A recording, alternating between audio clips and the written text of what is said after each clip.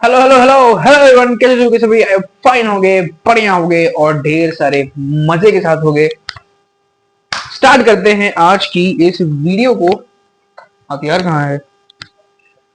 Oh, there it is. ठीक है भाई, स्टार्ट करते हैं आज के इस चैप्टर को। चैप्टर हमारा चल रहा था, कौन सा चैप्टर हमारा चल रहा था? Life in the desert. उसका आज हम करने वाले हैं लेक्चर 2 और आखिरी लेक्चर।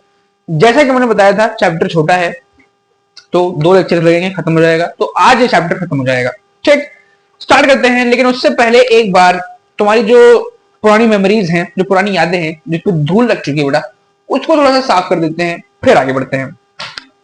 चलो, तो कहानी शुरू होती है हमारी। हमने चैप्टर स्टार्ट किया था जहां पे हमने डेजर्ट्स के बारे में पढ़ना स्टार्ट किया। ठीक, तो डेजर्ट्स के बारे में सबसे पहले हमने पढ़ा सहारा डेजर्ट के बारे में कि सहारा डेजर्ट कहां पर है। सहारा डेजर्ट सहारा में है। ठीक है, तो सहारा डेजर्ट बेसिकली एक बहुत बड़ा डेजर्ट है। 8 point something million square kilometre का एरिया है, जिससे पता चलता है कि बहुत बड़ा डेजर्ट है। ठीक, उसके वेजिटेशन के बारे में, फ्लोरा फौना के बारे में हमने जाना। फिर हमने वहां पे रहने वाले लोगों के बारे में जाना कि किस तरह से पहले लोग रहते थे और किस तरह से उनकी सिविलाइजेशन धीरे धीरे इंप्रूव होती गई। और अब वहां पर मुझे क्या देखने को मिलता है कि सहारा डेजर्ट जो है वो एक वेल डेवलप्ड एरिया हो चुका है। क्यों? क्योंकि वहां पर भी अब लोग जो अलग अलग प्रैक्टिसेस होती हैं, जो अलग अलग ऑक्यूपेशंस होते हैं, उनको परफॉर्म करते हैं। हाईवेज वेल कनेक्टेड हो गए हैं, जिसके चलते ट्रांसपोर्ट अब कैमल्स की बजाय ट्रक्स से होता है। ठीक, यानी कि ओवरऑल अगर देखें कंक्लूजन, तो सहारा डेजर्ट में अब जो हम कह सकते हैं एक तरह से ग्रोथ हो चुकी है सिविलाइजेशन की। ठीक, ये हमने पढ़ लिया था। आज हमको दूसरा पार्ट अपना इस चैप्टर का उठाना है, जो कि है द कोल्ड डेजर्ट लद्दाख। ठीक, द कोल्ड डेजर्ट लद्दाख। देखो, अगर इस चैप्टर की मैं बात करूं, उस दिन मैं बताना भूल गया था, अगर हम बात करें इस चैप्टर की,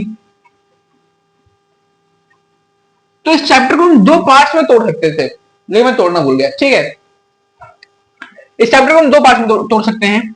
एक है हमारा हॉट डेजर्ट वाला पार्ट, यानी कि सहारा डेजर्ट वाला पार्ट, जिसमें हमने सहारा डेजर्ट के बारे में सारी चीजें पढ़ी कि कहां पे लोकेटेड है, क्या सिचुएशंस हैं, क्या फ्लोरा एंड फौना है, किस तरह के लोग रहते हैं और किस तरह की सिविलाइजेशंस वहां पर हैं।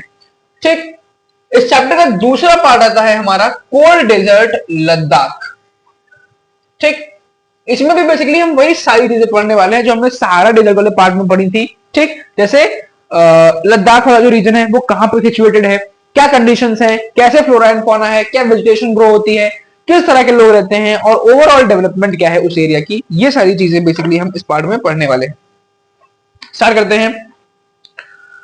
Ladakh is a cold desert lying in the Great Himalayas on the eastern side of Jammu and Kashmir.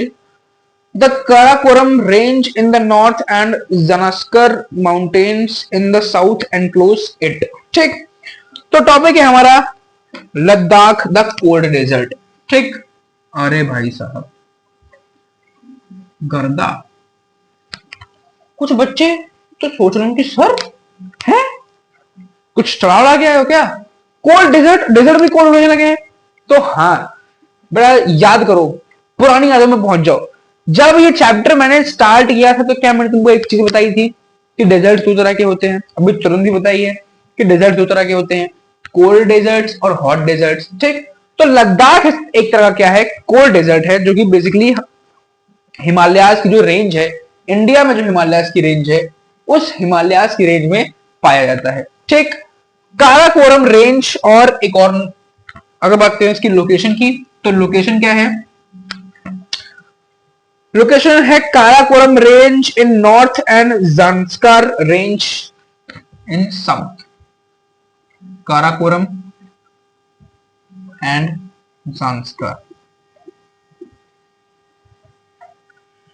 Zanskar mountains in the south.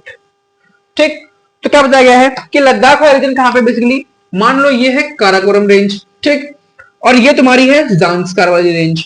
तो इन दोनों माउंटेन रेंजेस के बीच का जो एरिया है वो है हमारा लद्दाख वाला रीजन। ठीक, वो है हमारा लद्दाख वाला रीजन।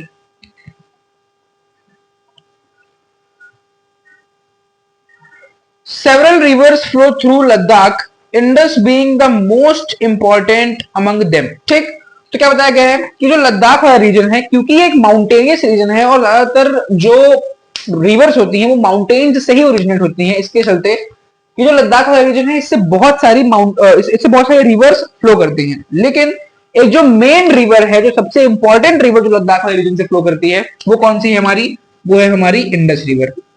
ठीक, वो कौन सी है हमारी? वो है हमारी इंडस रिवर। ये कुछ कुछ छोटे छोटे फैक्ट्स हैं जो तुमको याद रखने हैं, क्योंकि तुम्हारे स्कूल एग्जाम में एमसीक्यूज में आ सकते हैं। ठीक, तो ये छोटे छोटे फैक्ट्स हैं जिनको याद रखना। ठीक,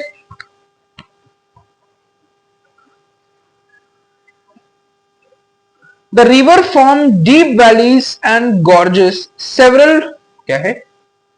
guards. Several glaciers are found in Ladakh, for example the Gangri glacier। ठीक, तो क्या बताया गया है? बहुत सारी वैलीज लद्दाख वाले रीजन में पाई जाती हैं, बहुत सारे ग्लेशियर्स पाए जाते हैं। जैसे एक ग्लेशियर का नाम गिवन है, कौन सा? गंगरी ग्लेशियर। ठीक, तो बहुत सारे रिवर्स, बहुत सारे ग्लेशियर्स पाए जाते हैं, जिनमें से एक नाम गिवन है गंगेर ग्लेशियर। ठीक, याद रखना नाम को। The altitude in Ladakh varies from about 3,000 meters in Kargil to more than 8,000 meters in the Karakoram.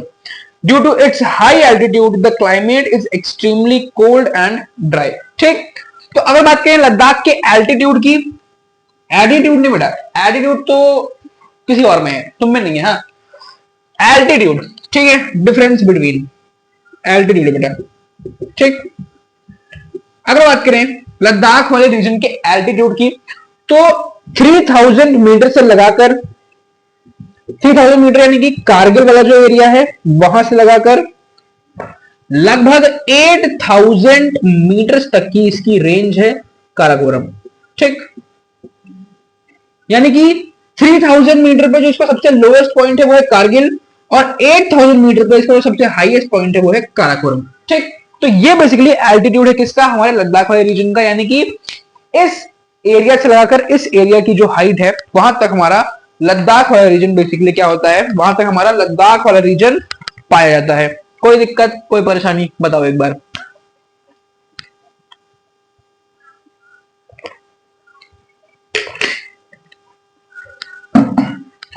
ठीक है, आगे बढ़ते हैं।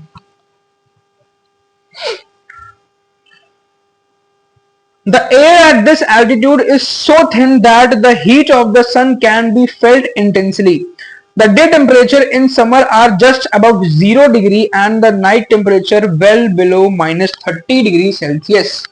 ठीक, तो क्या बताया गया है कि बेसिकली अगर बात करें हम कि यहाँ पे जो एयर प्रेशर है, यहाँ की जो एयर थिकनेस है, यानी कि एयर की जो मोटाई है वो बहुत ज्यादा कम है। वो इतनी कम है कि यहाँ पर हीट बहुत इंटेंसिव है। Heat is very intensive। ठीक, यहां पर जो एयर प्रेशर है उसकी लेयर इतनी कम है कि यहां पे हीट बहुत ज्यादा फील होती है। ठीक, इतने हाई एल्टीट्यूड पे होने के बावजूद, जहां पर ठंड से एकदम आदमी की, क्या बोलने जा रहा था मैं, सॉरी, यहाँ फ्लोट में कुछ निकल जाता खतरनाक सा। इतने हाई एल्टीट्यूड पे होने के बाद जहां पर आदमी की हालत खराब हो जाती है, ठीक है, कवर अप, जहां पर आदमी की हालत खराब हो जाती है, वहां पर एयर प्रेशर इतना कम है, एयर का जो लेयर है, ओ भाई पोएट्री होंगे क्या, एयर का लेयर, ठीक, एयर की जो लेयर है वो इतनी कम है जिसके चलते क्या होता है कि हीट जो होती है, जो सन की रेज होती है, बहुत इंटेंसली फील होती है। ठीक, अगर बात करें टेम्परेचर की, तो टेम्परेचर समर्स के टाइम में क्या होता है, समर्स के टाइम में जो टेम्परेचर होता है वो लगभग हमारा 0 डिग्री सेल्सियस डे में, मतलब दिन में 0 डिग्री सेल्सियस लगा के रात में -30 डिग्री सेल्सियस तक लाई करता है। ठीक, this is the temperature range in summers. Summers के टाइम में यानी गर्मियों के टाइम में जब हम यूपी दिल्ली वाले 40-40, 50-50 डिग्री झेल रहे होते हैं, उस टाइम पर लद्दाख वाले रीजन में दिन का टेम्परेचर 0 डिग्री सेल्सियस और रात का टेम्परेचर -30 डिग्री सेल्सियस। सोच सकते हो कितना हाई टेम्परेचर है। हमारे घर के जो रेफ्रिजरेटर्स होते हैं उनमें मैक्सिमम टेम्परेचर जो है वो होता है -24 डिग्री सेल्सियस। ठीक, तो सोच सकते हो कितनी ठंड पड़ती होगी।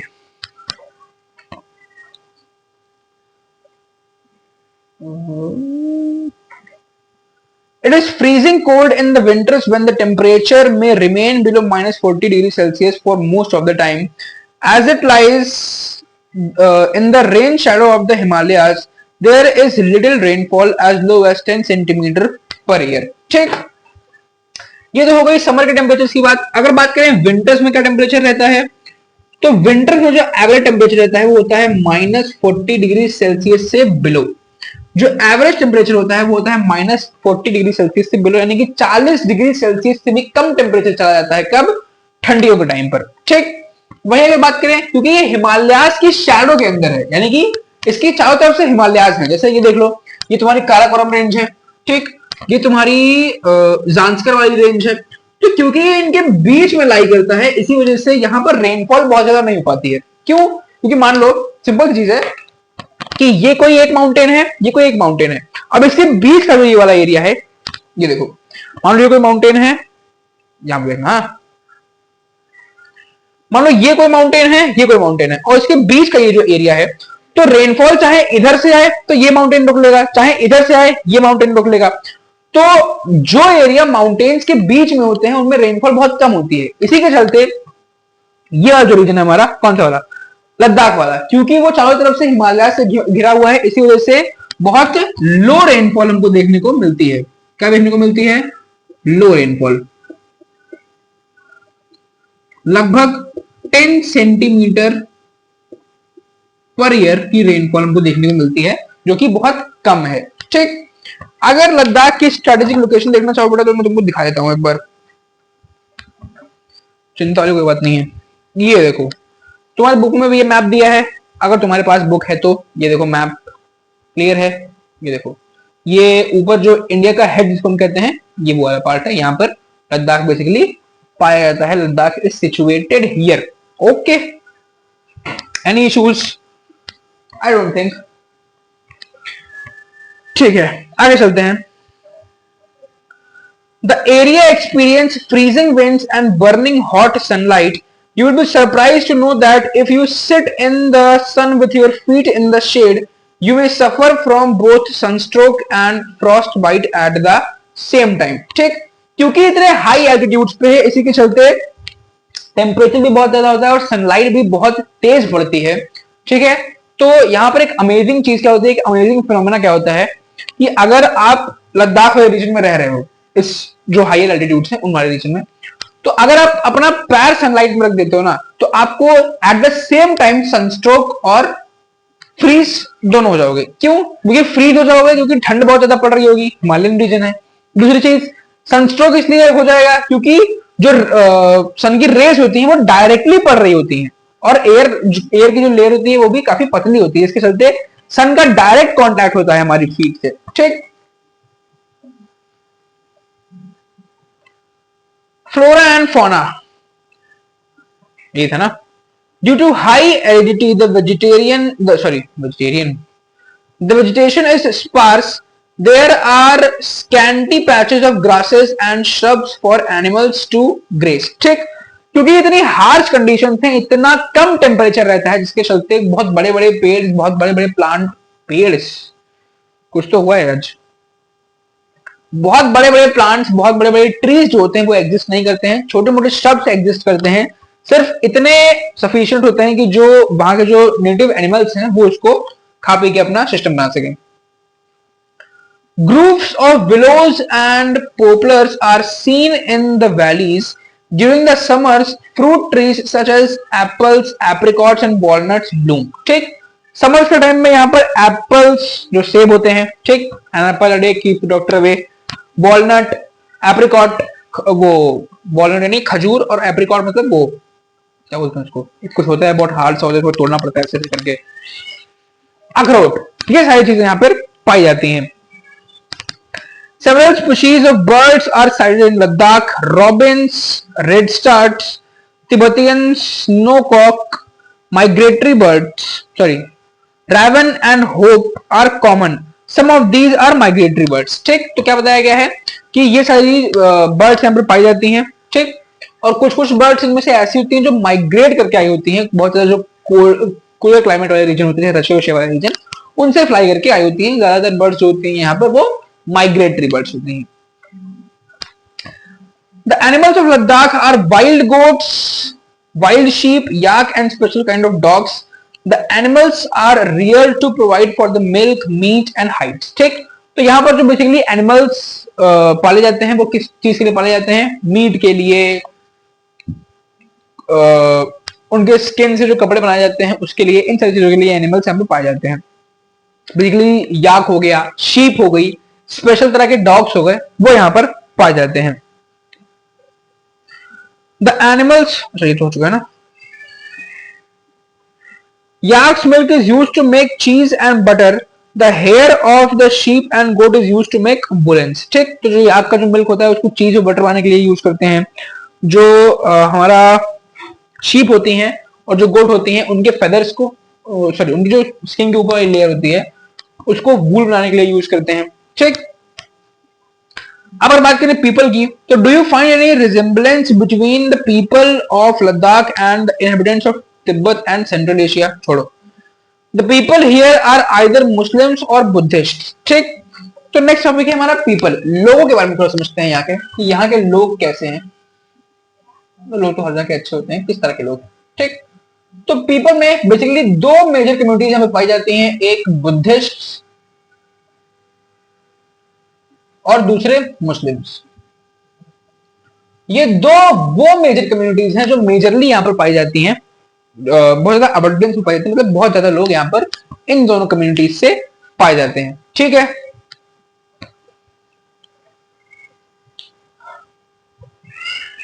मुस्लिम्स और बुद्धिस्ट, हाँ, in fact several Buddhist monasteries dot the Ladakh landscape with their traditional gompas. Some famous monasteries are Hemis, Thiksi, She and Lamayuru। ठीक, तो बुद्धिस्ट मोनास्ट्रीज जो होती हैं, यानी कि मोनास्ट्री मतलब वो पार्ट जहां पर बहुत सारे बुद्धिस्ट एक साथ रहते हैं, यानी कम्युनिटीज कह सकते हो एक तरह से।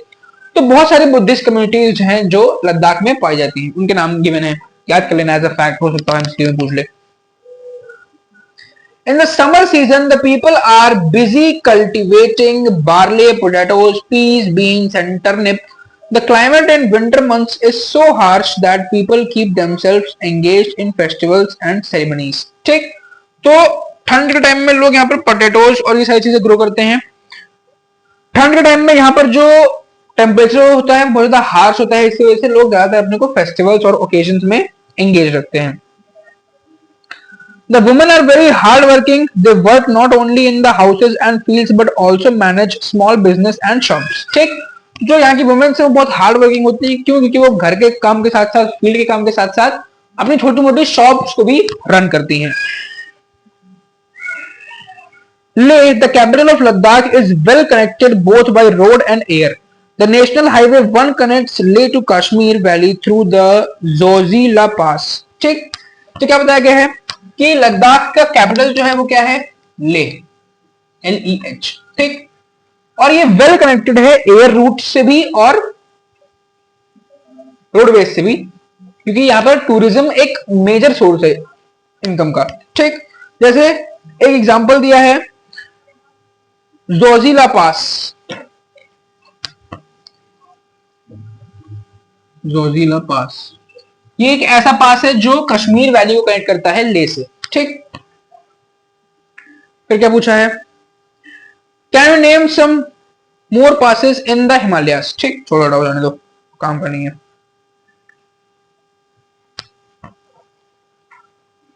Tourism is a major activity with several tourists streaming in from within India and abroad. Visits to the Gompas, treks to the meadows and glacier witnessing ceremonies and festivals of important activities. ठीक, तो जैसा कि मैंने बताया था कि tourism एक important और एक मेजर सोर्स ऑफ इनकम है। बहुत सारे टूरिस्ट इंडिया में और इंडिया के बाहर से वहां पर विजिट करते हैं, वहां की सेरेमनीज को, वहां के ट्रेडिशन को, वहां के कल्चर को देखने के लिए। Life of people is undergoing change due to modernization, but the people of Ladakh have over the centuries learned to live in balance and harmony with nature. Due to scarcity of resources like water and fuel, they are used with reverence and care. Nothing is discarded or wasted. ठीक, तो क्या बताया गया है कि यहाँ का जो कल्चर है, जो ट्रेडिशन है, वो धीरे धीरे चेंज हो रहा है। क्यों? क्योंकि यहाँ पर मॉडर्नाइजेशन हमको देखने को मिल रहा है धीरे धीरे। उसी के साथ साथ यहाँ पर क्योंकि रिसोर्सेज की बहुत कमी है, फ्यूल और वाटर कम अमाउंट में पाए जाते हैं, इसी के चलते वहां पर उनका वेस्टेज बहुत कम है। ठीक, इसी के साथ इस चैप्टर की थ्योरी होती है समाप्त। थ्योरी एंड, थ्योरी होती है एंड। कल की क्लास में हम करेंगे इस चैप्टर की एनसीईआरटी सॉल्यूशंस। ठीक, तो एक कहानी सुनाता हूं, मन कर रहा है बहुत तुमको बताने का। इधर इधर धीरे से बता दे रहा हूं, किसी को बता मत देना तुम लोग। ठीक, आप सुनो। तुमने किस नोटिस की होगी, जब भी मैं क्लास में आता हूँ पढ़ाने, तो मैं अपने इस मार्कर से इस बोर्ड पे थोड़े क्लिक्स करता हूँ। ऐसा मैं क्यों करता हूँ? मैं जब बहुत छोटा था, मतलब इतना भी छोटा नहीं, आज से 2-3 साल पहले, उस टाइम पे एडटेक ग्रो कर रहा था, पीडब्ल्यू और बहुत सारे ऐसे जो प्लेटफॉर्म्स थे वो आए थे। तो मैंने, जब मैं उनसे पढ़ता था ना, तो मुझे बहुत फैसिनेट करती थी सारी चीजें, बहुत मतलब अंदर से मैं गुदगुदी कर देती थी कि भाई एक टीचर है, वो आया है स्मार्ट बोर्ड पे, भाई ऐसे ऐसे उसने किया, वो पूरा स्मार्ट बोर्ड खुला, वो मल्टीपल कलर चेंज कर रहा है, वो टेक्स्ट सिलेक्ट कर रहा है, सारी चीजें। तो मुझे बहुत अच्छा लगता था। ये मेन रीजन था मेरे टीचिंग लाइन में आने का। मेरा पैशन वो स्मार्ट बोर्ड को देख के डेवलप हुआ। तो अभी तो उतनी वेल्थ नहीं है मेरी, अभी तो कुछ नहीं है मेरे पास, क्योंकि मैंने रिसेंटली स्टार्ट किया, तुम लोग तो स्टार्टिंग से स्टार्ट हो। तो अभी तो उतनी चीजें नहीं है मेरे पास, उतने रिसोर्सेज नहीं है मेरे पास कि मैं स्मार्ट बोर्ड ले सकूं और अपने ड्रीम को फुलफिल कर सकूं। तो मैं ऐसे से फील लेता हूँ कि हाँ भाई मैं आ रहा हूँ और ये मस्त एकदम सेट कर रहा हूँ सब कुछ। ठीक, तो छोटे छोटे मूवमेंट्स होते हैं लाइफ में, जो कभी कभी एक बहुत बड़ी फोर्स आपके अंदर प्रोड्यूस कर देते हैं, बहुत बड़ी एक मोटिवेशन आपके अंदर प्रोड्यूस कर देते हैं काम करने की। ठीक, ऑन दिस नोट एंड करते हैं आज इस क्लास को। मिलते हैं एनसीईआरटी डिस्कशन वाली क्लास में, तब तक अपना ध्यान रखो, मुस्कुराते रहो।